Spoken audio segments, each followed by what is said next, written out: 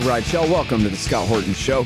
I'm the director of the Libertarian Institute, editorial director of antiwar.com, author of the book Fool's Errand, Time to End the War in Afghanistan, and the brand new Enough Already, Time to End the War on Terrorism. And I've recorded more than 5,500 interviews since 2003, almost all on foreign policy, and all available for you at scotthorton.org. You can sign up for the podcast feed there, and the full interview archive is also available at youtube.com/Scott Horton Show. All right, you guys, introducing Joe Cirincione from the Plowshares Fund, and here he is writing at the Quincy Institute. Welcome back to the show, Joe. How are you doing? Just great, Scott. Thanks for having me back on. I don't know if you even remember me. I don't think we've spoken since the Bush years, but I'm very happy to talk to you again. Thank you. Great to be on. What do you want to talk about today? Yeah, well, I mean, there's a few different important topics, but you wrote this really important piece for the Quincy Institute, responsiblestatecraft.org. New scientific review punctures the myth of missile defense. Are you trying to tell me that George W. Bush tore up the anti-ballistic missile treaty for no good reason, Joe? That's exactly right. And particularly in light of the Ukraine crisis, we can look back at this last 20 years and see that tearing up these arms control agreements was not a very good idea. You really took down a lot of the guardrails that you wanted to have. And it began with the tearing up of the Abm Treaty. You remember, this is the treaty that Richard Nixon negotiated with Henry Kissinger as part of his effort to limit nuclear arms. And the logic was, if you're going to limit the number of offensive nuclear weapons you could have, you have to limit defenses. And the reason is simple. Any defense can be overwhelmed by an offense. So if a country is going to build up a defensive system, the easiest thing for the adversary to do is increase the number of offensive weapons. That was the offensive-defensive cycle that was going on in the beginning of the 70s. When Nixon and Kissinger negotiated these treaties, it was a set. We're going to reduce offensive. We have to limit defensive. In 2002, George W. Bush decided, no, we now have a technological solution to this. We have weapons that can intercept the other side's ballistic missiles. We're tearing up the treaty. We're going to deploy a defensive system. That was now 20 years ago. And we're no closer to having a system that works today than we were when George W. Bush made this terrible decision.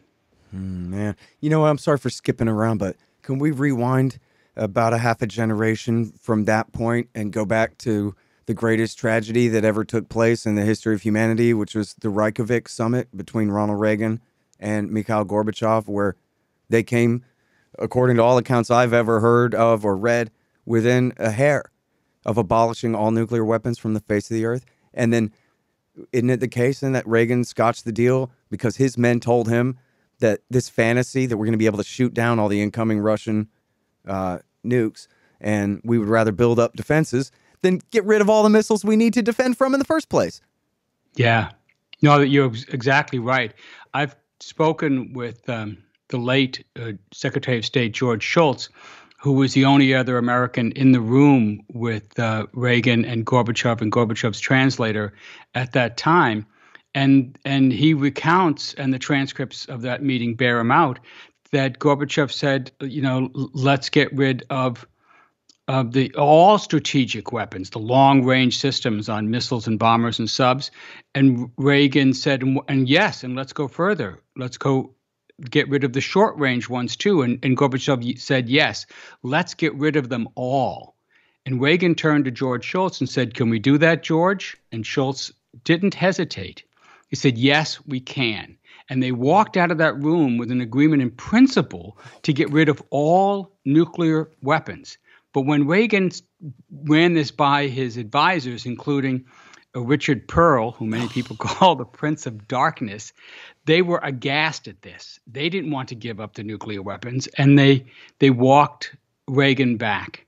And Reagan then went back to Gorbachev and said, look, we'll do this, but we have to be able to deploy our missile defenses, what was called the Strategic Defense Initiative at that point, the Star Wars program.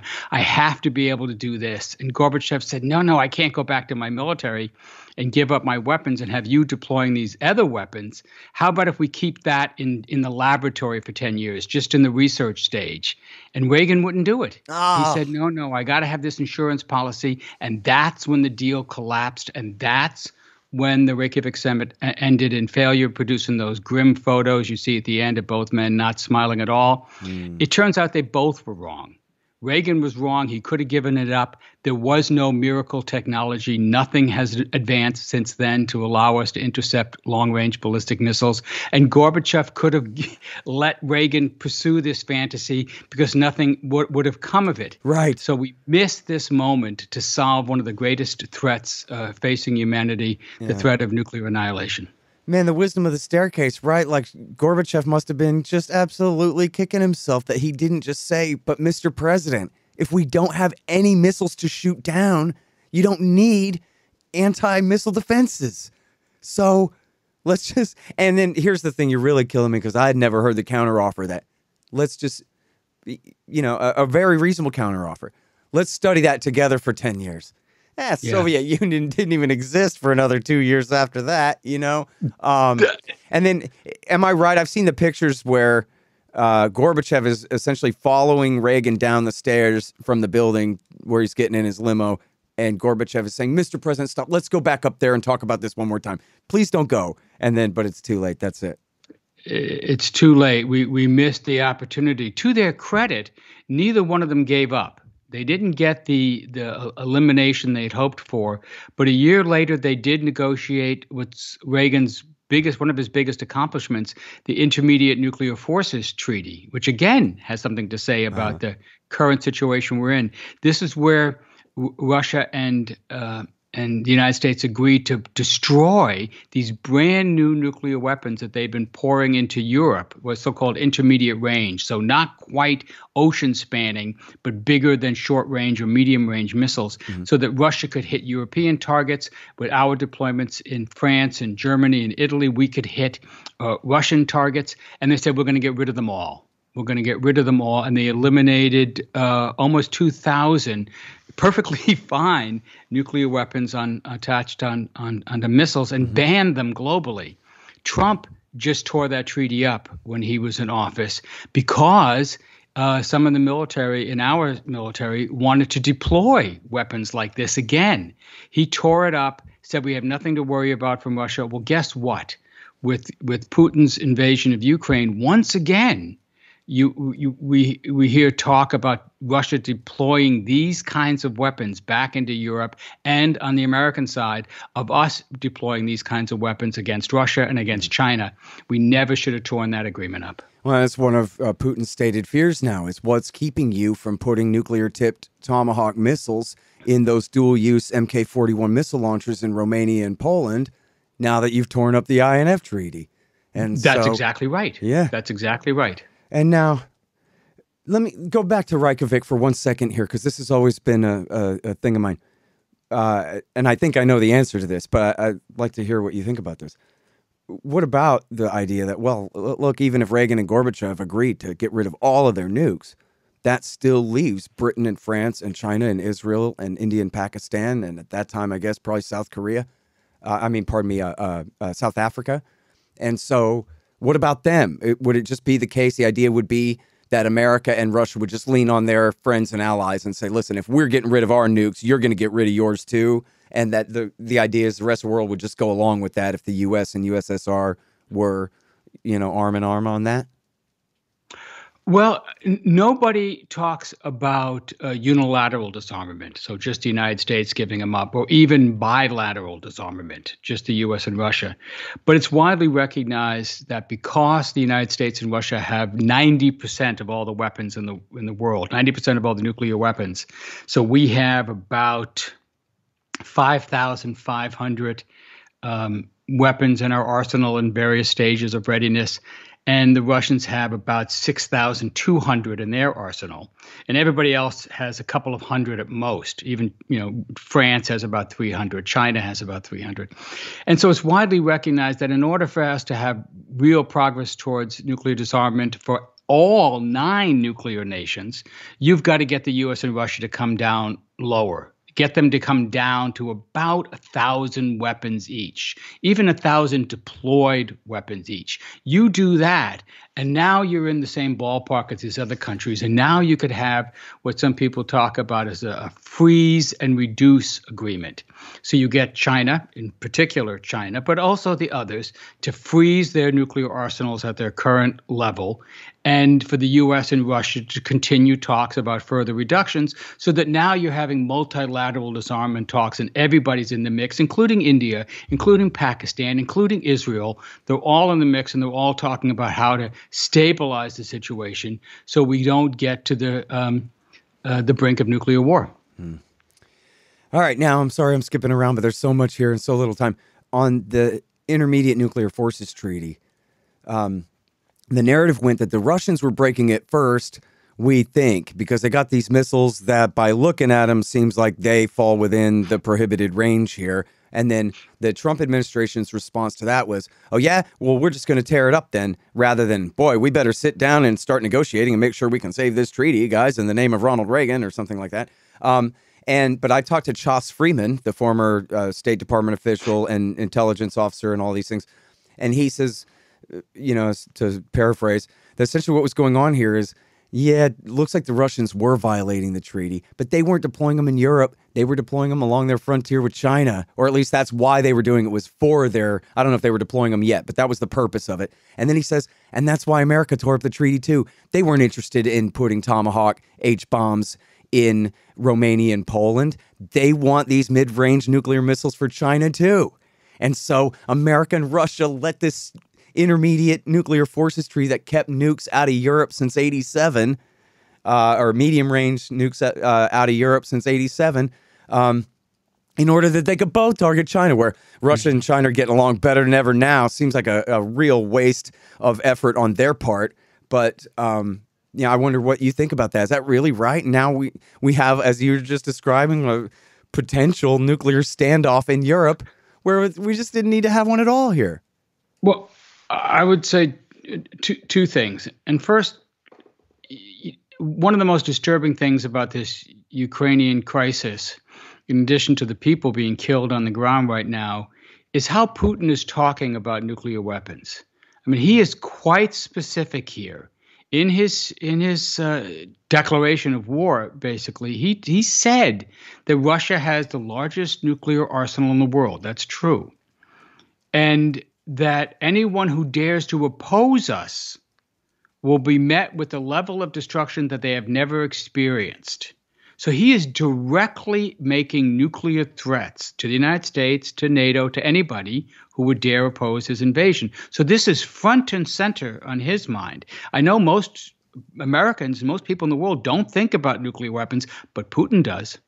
Putin does. Right. And so you realize that we have squandered so much time not pursuing more forcefully efforts to reduce these weapons, to separate them from conventional conflicts. And while we haven't been doing that, the militaries in both the United States and Russia and other countries have been moving to reintegrate nuclear weapons to their combat strategies. In other words, they are blurring and in some cases erasing the fire break between nuclear weapons and conventional weapons, so that nuclear weapons just become another step up the ladder. So the worry is that if Putin loses in Ukraine, if he starts to lose, he may be tempted to use a nuclear weapon to prevent that loss, which would for him not just be the end of a loss of a battle, the loss of a war, but maybe the loss of his rule, maybe the loss of his life. If Russians rebel against this insane war that he started. So nuclear weapons are very much in the mix now of this crisis that the invasion of Ukraine has started. And that brings us back to the INF Treaty. I was on an advisory board of the State Department during that time, and I saw the information about Russia's cheating. And yes, they were. There's no question about it. They were testing a kind of missile in a range that was prohibited by the treaty. That testing is prohibited. The development of a system like that is prohibited anywhere in the world, not just in Europe. The failure of the Obama administration at that time was to do something about it. I was appalled that we knew about this for several years, and the Obama administration could not come up with a way to enforce the requirements of this treaty and to prevent the deployment of that Russian system wherever it was deployed. The Trump comes in and he just rips it up. And this is completely insane. Just because somebody is speeding, you don't repeal the speeding laws. Just because somebody kills somebody else, you don't repeal the laws against murder. But that's what we did with the INF Treaty. Because they were cheating at the margins on this, but still cheating, we tore up the whole treaty. And I believe we're going to come to regret this if we see Russia once again deploying these systems that we could have stopped in Europe or on the border with China. Yeah. And now, am I right? Is that the way I heard that tale correctly? And any errors are mine, not Chas Freeman's. I'm just recalling and paraphrasing. But is that really right that in both cases, Russia and America really weren't even doing this for each other, but they were doing it for China? It's certainly true of us. This is what we want. That the day after Trump pulled out of the treaty, the military tested a missile that could go in these intermediate ranges, but they've been blocked. And what they want to do is deploy it. Speaking of violating the treaty of developing China. the things, right? Right. You can't even develop it. You can't test a weapon at this range. It was a very good treaty. Well, they had one ready. They had apparently developed one. If they had one ready to test the day after Trump tore the thing up, right? It was an existing missile that had never been tested at that range. Oh, so I now see. they could test it at that range. I see. So that's where. Now, I don't know about what Russia's main purpose was. They were certainly looking at China, but I wouldn't say they were looking exclusively at China. For us, it was all about China. We weren't that concerned about Russia at that point. We are now. All right. Now, I'm sorry. I hate to keep going back to the 80s on you, but I was just a kid then, and I lived through this, and I was paying attention, but I was really in elementary school, so I don't know. But the way I remember the story, and as I've kind of learned it since then, I haven't really read any books about this or anything, but essentially, isn't it right that Reagan did this massive buildup of medium-range missiles in in Europe, I believe in response to Russia deploying them first. And these were the Pershings, right? And he spent $1 trillion on this or whatever. And then he turned right around, negotiated them away again. As you said, destroyed all these perfectly good missiles. And that, I guess, essentially he had played this extreme game of nuclear poker here. That like, oh, you want to put medium-range missiles in Europe, huh? I'll show you medium-range missiles in Europe. This had people terrified in Reagan's first term, right? And then he did the right thing and got rid of the things and signed this magnificent treaty that only now we're talking about has been destroyed 30 years later, right? Well, you're killing me here, Scott, because I right? was working on the House Armed Services Committee in the 80s. So I was already dealing with these things while you were you born? Is that what you I was born in 76. So, yeah, I was in third and fourth grade during Hands Across America and all that stuff.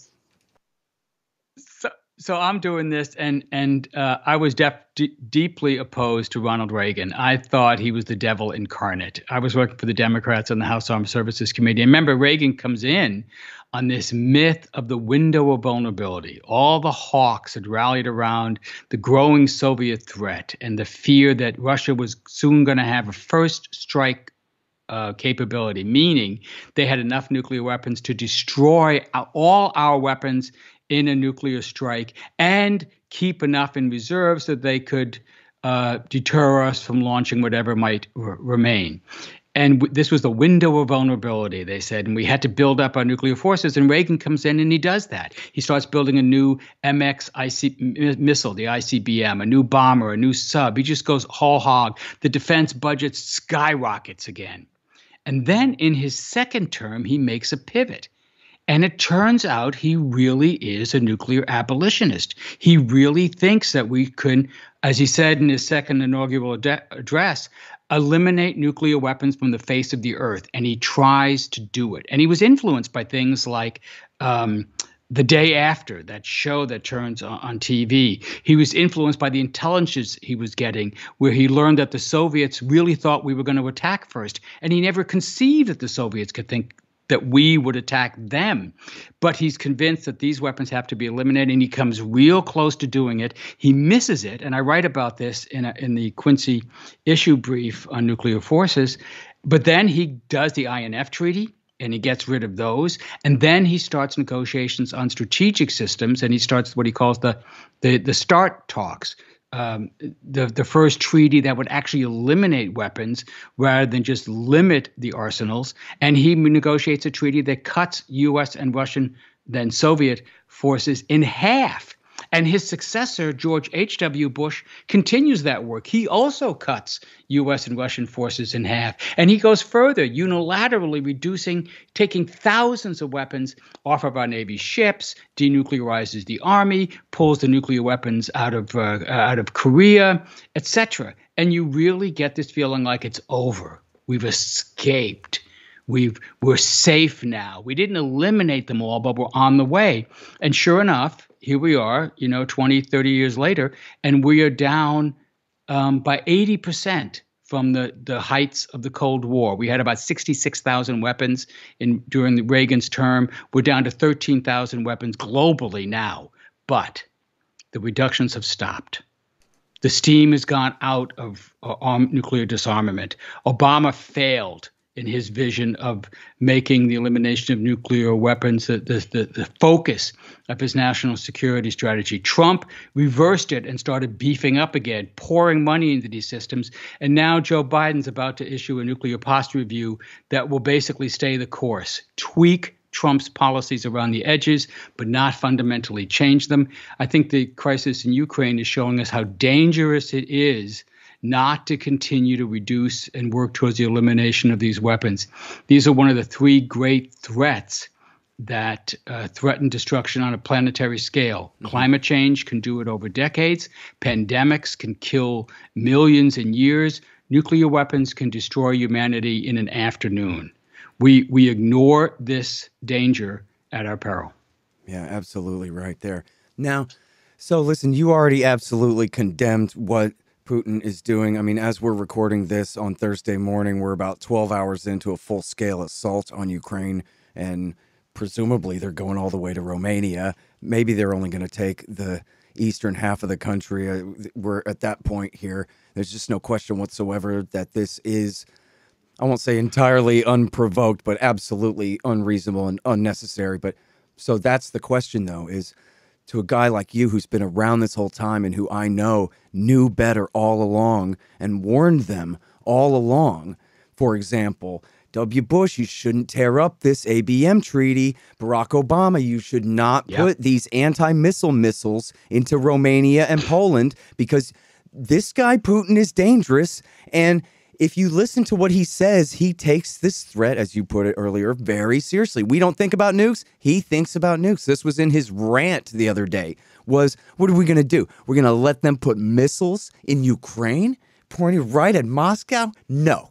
Yet it's on now. And so I'm not saying he's justified in any way. I'm 100% with you. I'm not saying reasonable, but I'm saying what he's doing is rational. And we know that it is because people like you have warned for 30 years that this is not or 25, that we should not be expanding NATO, tearing up our treaties, and getting in the Russians' face in a way that puts them in the position to do something very horrible, which is, I think, what we're watching play out this morning, right?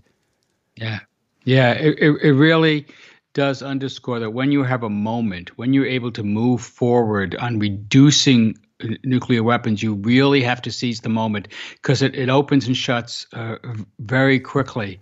And in this case, I think there's nothing that we did that justifies what Putin is doing. Let's be clear about this. Right.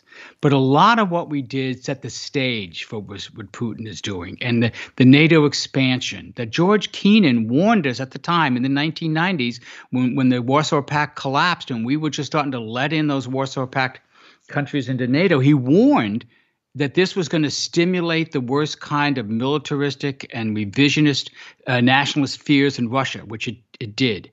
Obama was warned when he put in what he said were defensive missiles, which is true. We were putting interceptors in Poland and Romania to try to intercept an Iranian ICBM should they develop a nuclear weapon, should they develop an ICBM. They have developed neither. But we still put those missile tubes in Poland and Romania. And the problem, as you point out, you're very well versed on this, Scott, that these are the same kinds of missile tubes we have on our Aegis cruisers and destroyers. In fact, it's called a land-based Aegis system. And while we have interceptors in them now, those same tubes could house offensive nuclear-tipped missiles like the Tomahawk cruise missile. And Russia wouldn't know what was in the tubes because there's no arrangement for inspections. And I was in the advisory board in the State Department during the Obama years, and I heard the Russian complaints, and they were brushed off by State Department officials. Ridiculous. The same way Reagan thought it was ridiculous that we would ever attack Russia, Obama officials said, no, NATO is a defensive alliance. Well, it doesn't look defensive to Russia. And we don't need these weapons. They're serving no purpose. So what is the point of keeping those interceptors in Poland and Romania? It looks like you're preparing for an attack on Russia. And that's why one of Putin's demands in the letters he sent back to the United States and Europe on this was that those missiles had to be taken out, as well as, by the way, the U.S. had to rejoin the INF Treaty. Mm-hmm. So these issues are front and center for him, even if they're not for us. Right. And listen, I have a friend who is very upset, who is saying to me, Putin is insane. He's insane. He's insane. And I'm saying, listen, the guy is brutal, maybe is the word that you're looking for, something like that. But this is strictly business. And if you listen to his statements, I mean, he does talk about, older humiliations and this kind of thing. But even in the middle of his rant, he's saying, look what happens. The communists gave away Ukraine, let them be independent.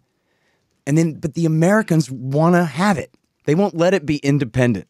It either belongs to us or it belongs to them. Well, it belongs to us, not them. And he even said, Kiev is run out of D.C., which is, kind of true. So, it's what he's doing is obviously a severe move. But I'm with you, Scott. It is rational, if not reasonable.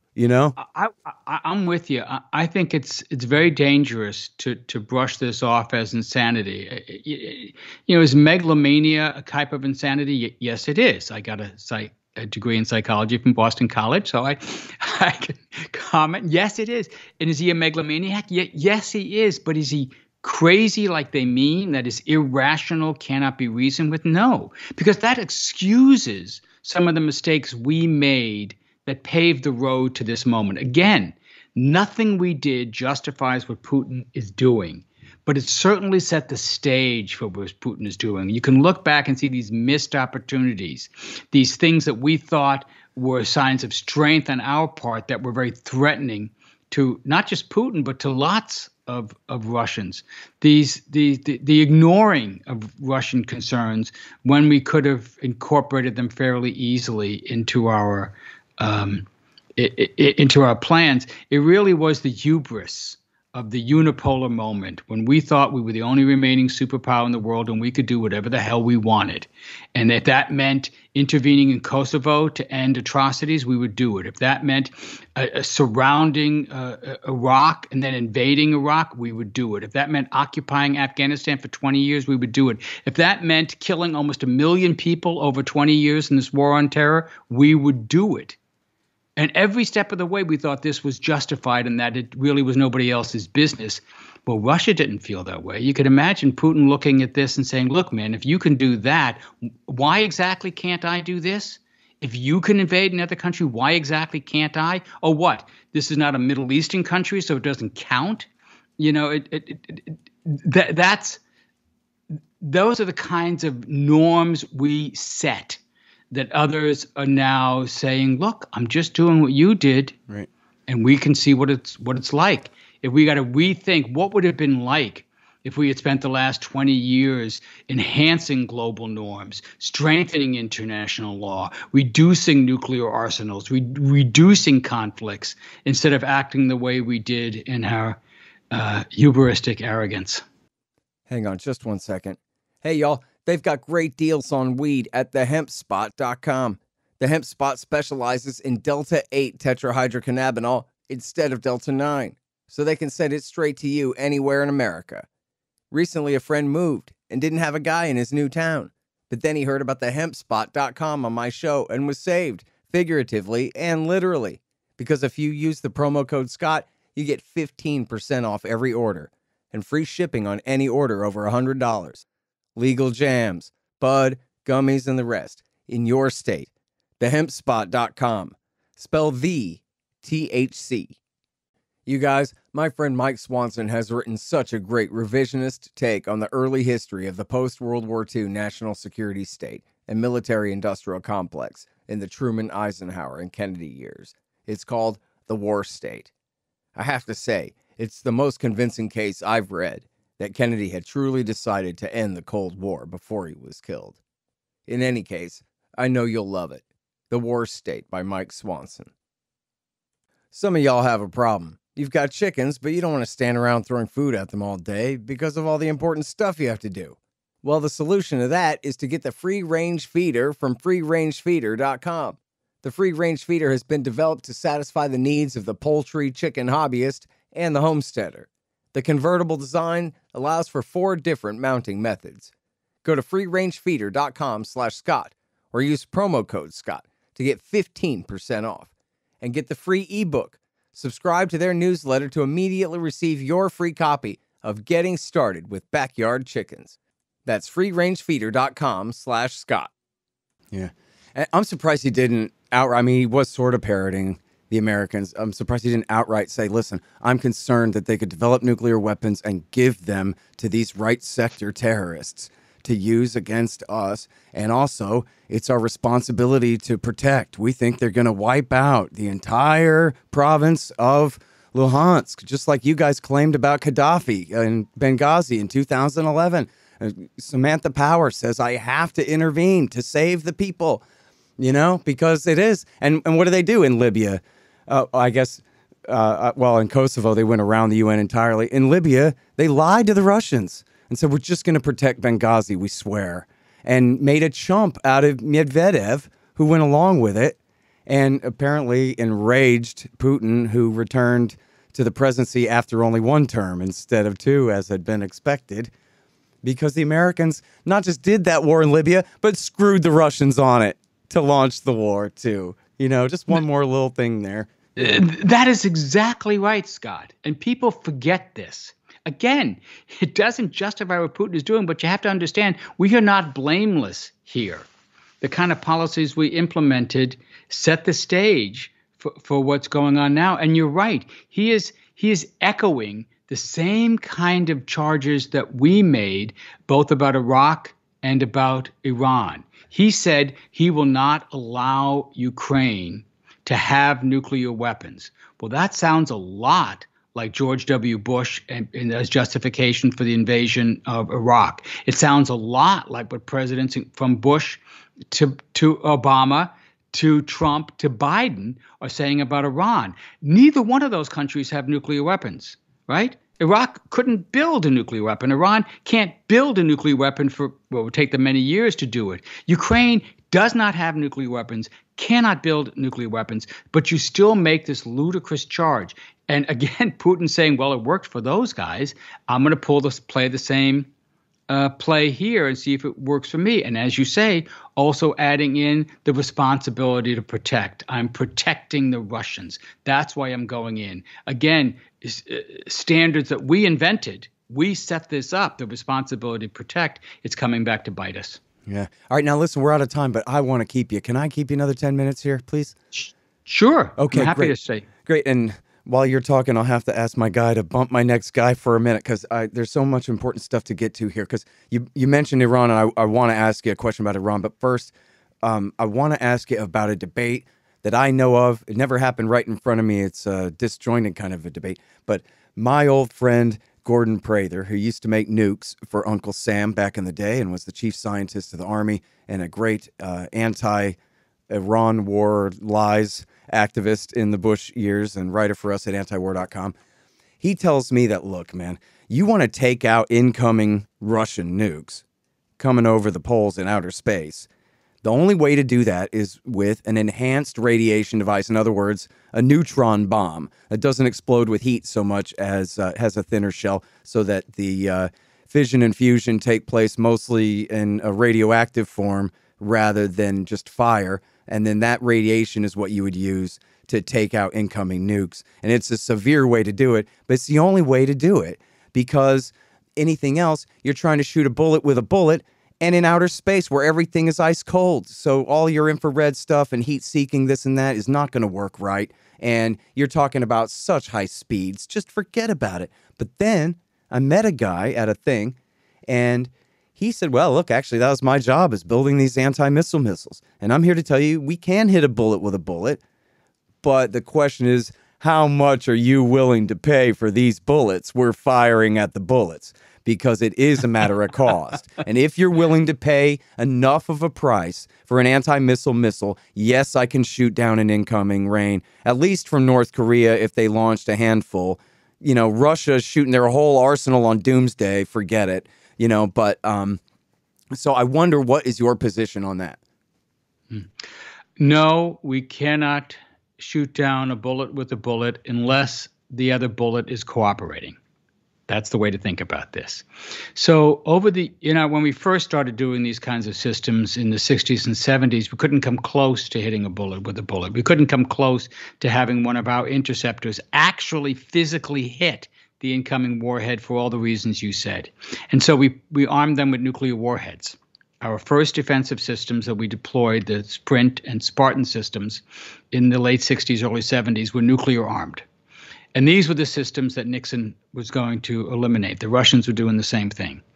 So we limited those to 2 sites per country. As it turns out, the Russians deployed one around Moscow. We deployed one around an ICBM field for 6 months before the Army itself, who was in charge of this system, said this is stupid, and we took it down. So we have had no defensive systems.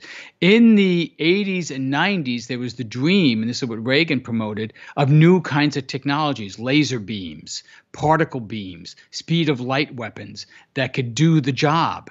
And Reagan was convinced it could work. In 1987, the American Physical Society, the nation's leading association of physicists, issued a study that said no.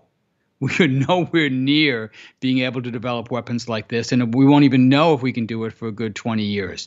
So that took the steam out of that balloon. So we went back to what we call kinetic interceptors. So not laser beams, but regular interceptor missiles, and we got better at getting them to be able to hit. And guess what? It turns out under perfect conditions, you can do it.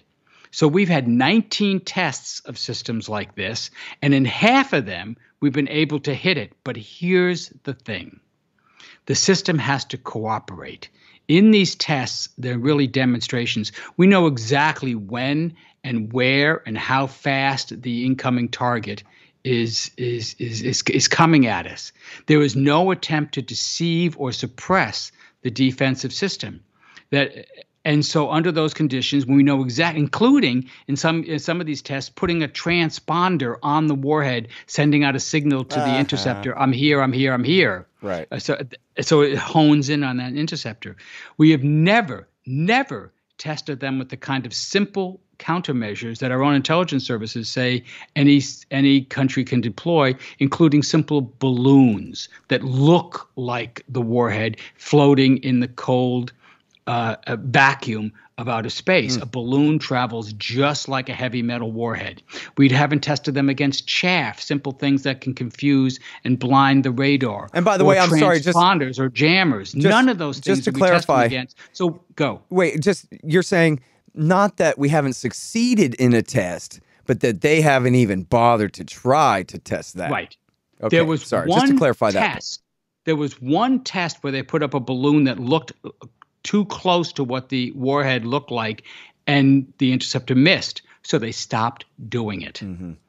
And all this time we haven't been doing it. And this is what the new APS study says. The new American Physical Society study says is they looked at both the current interceptors we have. We have 44 interceptors based in Alaska and California, designed to intercept a North Korean ICBM, and some in Congress and in the military say that we could deploy such a system to defeat a Chinese threat or a Russian threat. They looked at this and they said, no, it doesn't work. The system itself is fatally flawed. The one that's in the ground doesn't work well enough. It doesn't have enough reliability for us to depend on it. But even if it worked perfectly, it still couldn't do it because of this countermeasure problem. And by the way, it doesn't account for enemy suppression techniques. For example, knocking out the radars before they launch their missiles, the kind of thing that you would expect an enemy to do.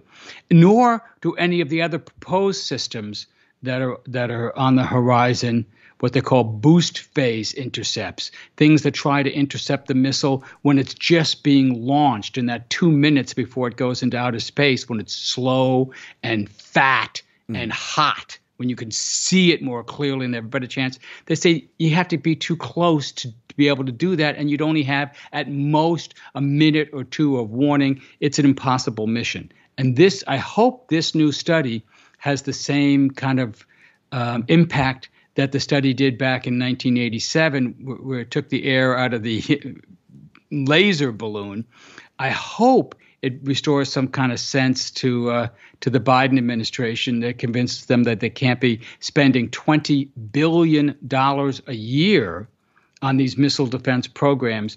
We have to go bring them all back to the laboratory, all back to the basics, and don't start deploying systems or pushing systems into production until you know they can work, and that will be decades. I mean, man, Joe, what you're telling me here, this entire era, the whole 21st century long so far, starting with W. Bush tearing up this treaty in December of 2001, if I got my dates straight here, just a couple of months after Putin was the first person to call on September 11th. Yeah, he announced and say, it I'm at in your December service. 2001, and then he did it in 2002.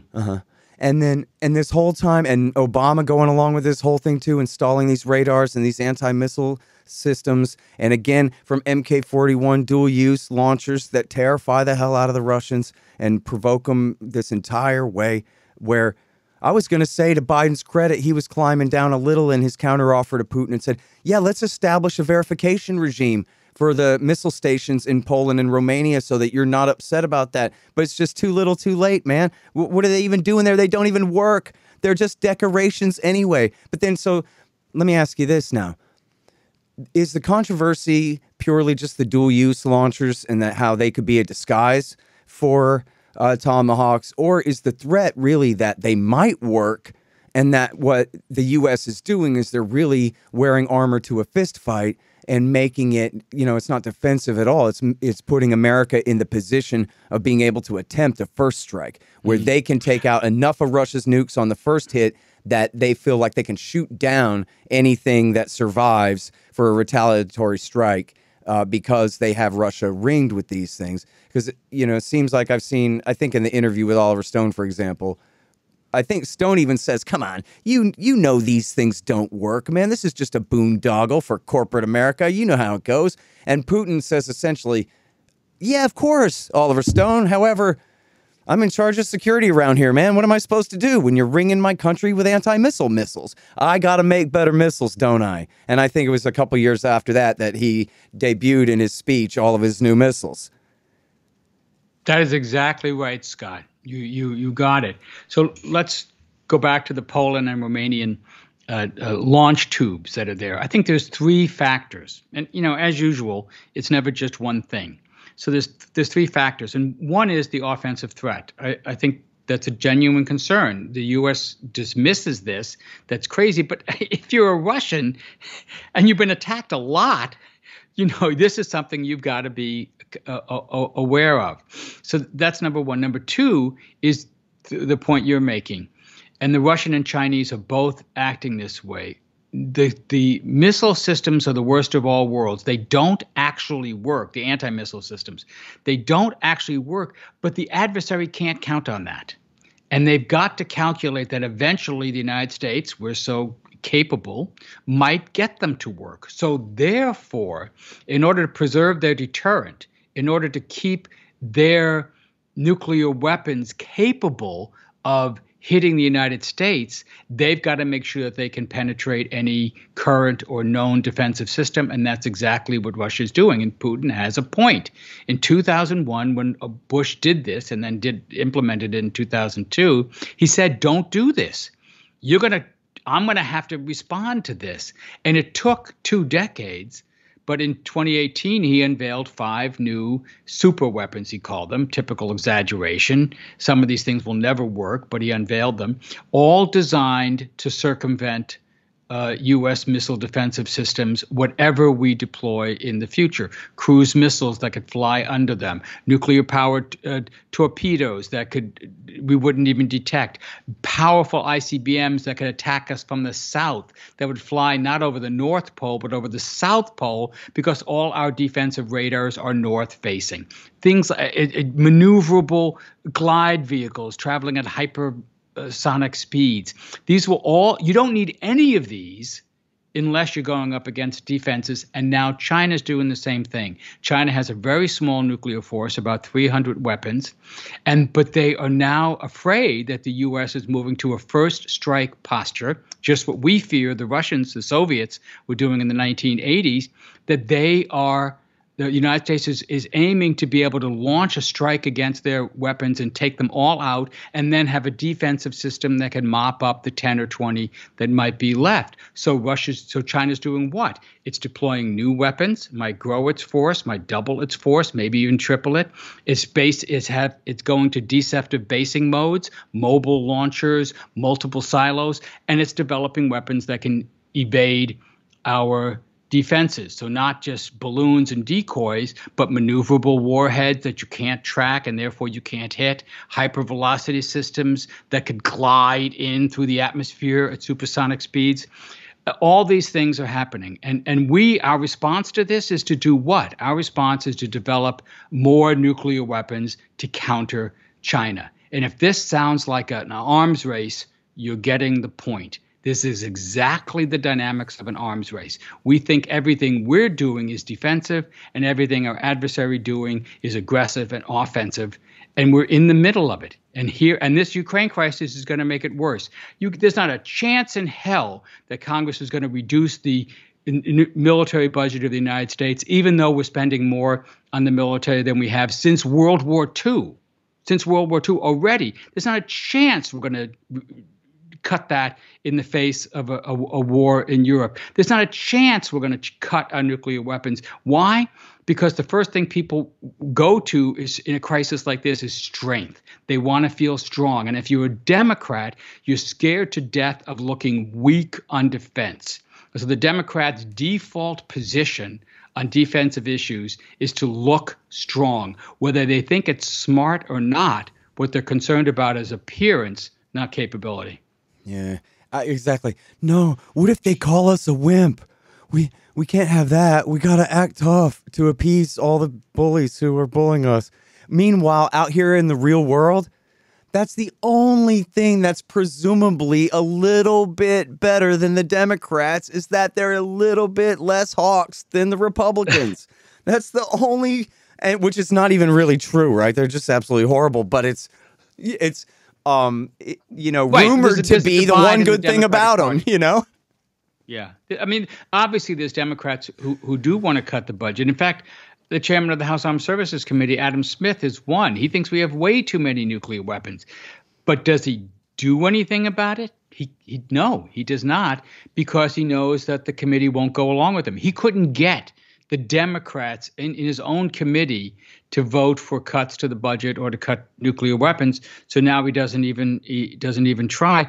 And I got to tell you, a lot of what is at the problem here is not just this political perception, but the hammerlock that the military corporations have on the Congress and on the Pentagon.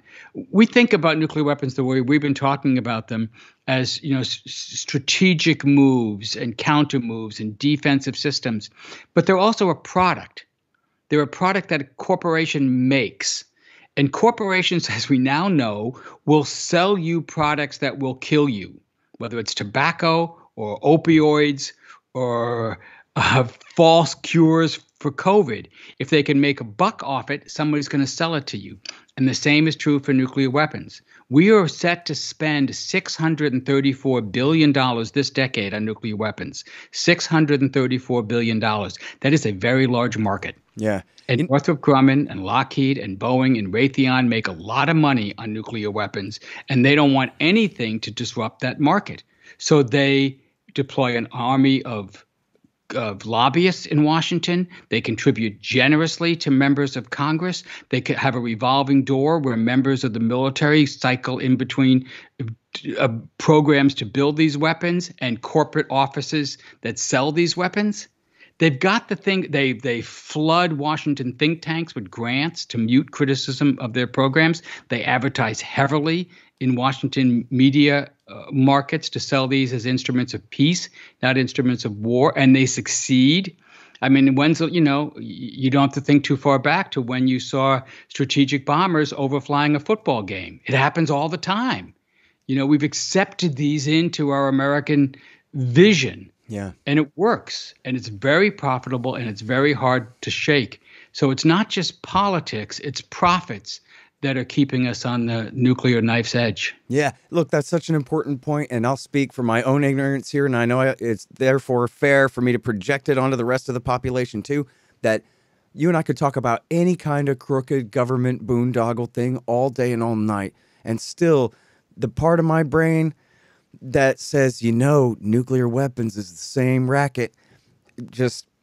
I put that off till last to understand. I even knowing everything I knew about the military-industrial complex and how they push their crappy fighter jets and every other thing, somewhere in the back of my mind was this fantasy left over from, 1980s movies or my 1980s government school education or something that essentially at the end of the day, nuclear weapons are a completely demand-side economy. The military tells the Congress how many nukes they need, and the Congress buys them for them. But, what are you telling me that you have H-bomb salesmen like you have used car salesmen, or like you have, say, gun companies who want that military contract or that FBI contract or something like that? People out there beating the bushes to see if they can get rid of H-bombs like an inventory of furniture down at the outlet. That's exactly what it is. Man, I got to get rid of these H-bombs, Senator. You got to help me get rid of these H-bombs. And that's exactly what it is. No different than any other government racket in America. That's what you're telling me here. It is. It is. We think that some things are sort of immune to market forces, but no, I'm telling you, those aren't market forces; those are contracting forces. That's different, right? Yes. They got a product to sell. I was on the staff of the House Armed Services Committee and the Government Operations Committee for almost 10 years, and I was regularly visited by these lobbyists, taken out to lunch when we could still do that. I heard their briefings. I went out to their facilities. I saw where they built them. I went to the congressional districts, which are heavily dependent on these contracts for jobs. I visited the missile fields. I'm telling you, it is a very large, very expensive, very powerful nuclear industrial complex. It is very, very hard to go against it, which is why they win. Yeah. You have to have a president who's willing to counter this. Yeah. You can't do it at the assistant secretary level or even, quite frankly, at the secretary of defense level. You got to have a president who is determined to cut it. And that's why the only time we've really made progress on this is when we've had Republican presidents cutting the nuclear weapons. Mm-hmm. Reagan did it. George H.W. Bush did it. W. Bush actually cut the nuclear force in half. He was concerned about different things, not nukes. Clinton, Obama, nope. They kept the nuclear arsenal pretty much flat during their 8 years in office. And Joe Biden, unfortunately, looks like he's going to do the same with his nuclear posture review coming out in a few weeks. Changes at the margin. The president has not made this a priority, and if the president doesn't, the machine wins. Yeah. Okay, here's the silver lining that probably isn't going to matter because we're all going to die. But Joe, what's going on with the JCPOA? Are they actually going to save that thing? You got a couple minutes here. We are. This is the good news. One of the issues that has embroiled American politics for almost 2 decades now, we might be back to restoring the deal that shrank Iran's program, that put it under a microscope, that froze it for a generation, that Donald Trump foolishly tore up, said that he was going to give us a better deal, that he was going to hammer Iran with maximum pressure that was going to cause them to comply or collapse. None of that happened. The situation got worse. Iran is closer to being able to build the material for a bomb now than they were during any other previous period. It looks like we're going to get that deal back. Perhaps this week, perhaps next week, most likely next week, and we'll get it back. And here, even though the Russians are at war with Ukraine, the Russians are still cooperating in these talks. They're part of the talks. China's cooperating with these talks, as they did, by the way, in 2014, when there was also a conflict in Ukraine and also the talks going on. So I think we're going to get this deal back. It'll be a big win for Biden. And it's actually might be good that it happens during this time of a Ukraine crisis, because it may take some of the political heat against it. There's always hardliners ready to slam any president who negotiates an agreement as an appeaser, as weak. I think Biden's going to be able to withstand that quite easily, because the forces have changed. The countries in the region want the deal back. The military and intelligence officials in Israel want the deal back. The resistance to the deal is still there, still well funded, but it much smaller than it has been in the past. So I think that is the silver lining. At least we're going to solve that nuclear problem. Yeah. And boy, this thing going on with Russia and Eastern Europe sure makes the Ayatollah and little old Persia seem like a sideshow anyway. Can somebody just, we'll get the Assistant Deputy Secretary of State to take care of that while we're dealing with important business over here. You know what I mean? Which hopefully means cooling things off and backing down and trying to negotiate, not escalate. But so can you tell us real quick, does this mean that they're banning all their dumb, tough talk about abolishing the sunset provisions and adding provisions about Hezbollah and missiles and everything under the sun? And does it mean that they're really willing to lift the sanctions like in the deal, which Obama, you know, sort of kind of did, but never really finished following through on, I don't believe. And, you know, Trump certainly never followed through on. So in other words, I mean, the Biden guys are climbing down a few rungs on this ladder enough that the Ayatollah is going to welcome them back into the deal? Or is it that the Iranians are really seeking some compromise here on their side too? I don't know what they got to do. I know they're not promising to abandon their mid-range missile program. Every successful international agreement requires two things: that the sides compromise, and that the sides are all able to declare victory. So it's got to look like a win for both sides. So this is not the Japanese on the deck of the USS Missouri unconditionally surrendering. This is an agreement that is reached, and there's something in it for both sides. We're going to go back to the agreement we had, which I will remind you was working. Iran, it was impossible for Iran to build a nuclear bomb under that agreement. It reduced Iran's nuclear capability significantly, and whatever else Iran was doing, at least they didn't have a nuclear bomb to back it up. But it also provided sanctions relief for Iran so they could start to do business with the rest of the world. That's what they want. We want the limitations, the restrictions, the reductions in the program. The Iranians want to be able to sell their oil, and guess what? We actually want them to sell their oil. You see what's happening to the price of oil this week? That Iran deal is going to increase the supply of oil globally. It's going to lower oil prices. It's going to have a positive impact on inflation in the West, particularly in the United States. So this is actually going to be a good deal. This is going to be a win-win. We're going to win for the reasons I just cited. Iran's going to win because they're going to start making money again. And as we're making this deal, it isn't that the countries in the region are afraid that Iran's going to now go on a tear, flush with petrodollars, and it's going to start funding Hezbollah. No. What you see is diplomacy is increasing in the Middle East. All of Iran's rivals, Saudi Arabia, United Arab Emirates, Qatar, Oman, they're all in diplomatic talks with Iran right now. There's talks of the president of Iran visiting Saudi Arabia boy, would that be a Uh-huh. region-changing event? So you see that there's more good news than just the JCPOA coming back. It looks like we might be able to start getting dialogues going on the regional level that can address the regional issues, like support for Hezbollah if Israel's willing to talk, like the Saudi-Iran rivalry, like limits on Iran's ballistic missile program. But all of these have to follow the restoration of the JCPOA. That's the foundation for any further diplomacy. You can't do it all in one deal. You got to build a new security regime brick by brick, and that may be what the restoration of the JCPOA allows us to do. Yeah, great. All right, thank you so much, Joe. It's really great to have you back on the show, man. I really appreciate it a lot.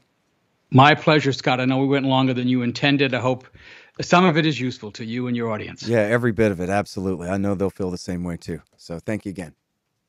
Thank you. All right, you guys, that's Joe Cirincione, formerly at Plowshares and now at Responsible Statecraft, the Quincy Institute, responsiblestatecraft.org. And you got to check out this really important piece. New scientific review punctures the myth of missile defense. The Scott Horton Show, Anti-War Radio, can be heard on KPFK 90.7 FM in LA, APSradio.com, antiwar.com, scotthorton.org, and libertarianinstitute.org.